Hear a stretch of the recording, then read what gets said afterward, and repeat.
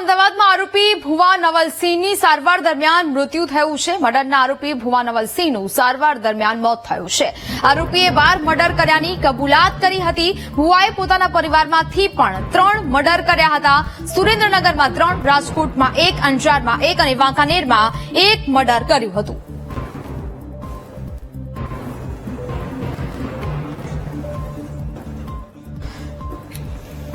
સંવાદદાતા દીપક સોલંકી વધુ વિગતો સાથે લાઈવ જોડાયા છે। દીપક, અમદાવાદમાં આરોપી ભુવા નવલસિંહનું સારવાર દરમિયાન હવે મોત થયું છે। એક બાદ એક મર્ડરના ખુલાસાઓ છે તે થઈ ચૂક્યા છે અગાઉ। દીપક, બિલકુલ નેહા, જે આરોપી હતો આમ તો તે ભુવાજી તરીકે ઓળખાતો હતો, પરંતુ તે મર્ડરનો આરોપી છે અને તેને સારવાર દરમિયાન જ્યારે તેને હોસ્પિટલ લઈ જતા હતા ત્યારે તેનું મોત નીપજ્યું છે।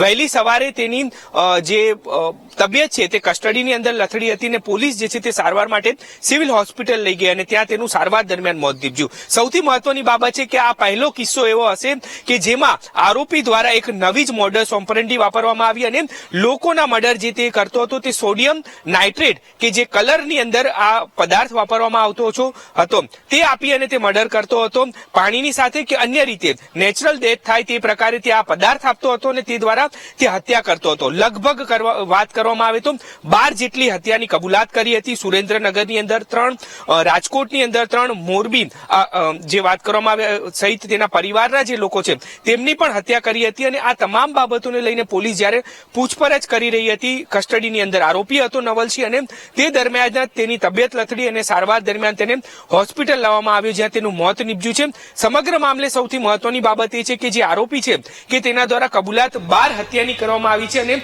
આ જે પદાર્થ જે રંગરોગાન માટે જે કલરો ઉપયોગ થતા હોય તેની અંદર થતો હતો અને આ સોડિયમ નાઇટ્રેટ આપી અને તેના દ્વારા હત્યા કરવાની કબૂલાત કરવામાં આવી હતી, પરંતુ તેનું જે તપાસ દરમિયાન પૂછપરછ માટે કસ્ટડીમાં રાખવામાં આવ્યો હતો, રિમાન્ડમાં હતો ને તે જ દરમિયાન તેની તબિયત લથડતા તેનું મોત નીપજ્યું છે અને હવે પોલીસ જે છે તે વધુ દિશામાં તપાસ કરી રહી છે।